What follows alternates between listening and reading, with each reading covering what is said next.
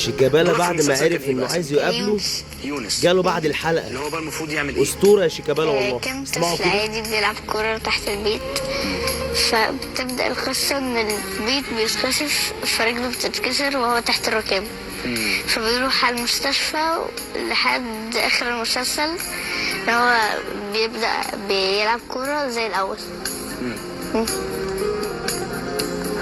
قول لي بقى كمان، لو انت يعني عايز تقابل حد من نجوم نادي الزمالك تحب تقابل مين؟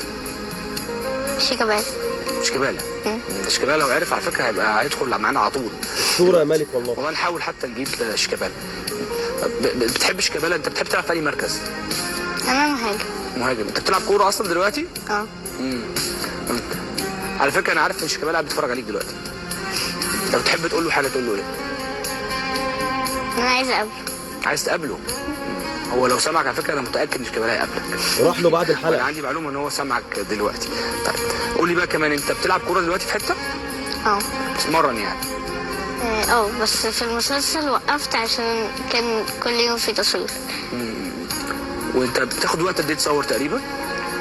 يعني تقريبا بروح الصبح الساعة مرات 7 9 10 وبخلص بالليل.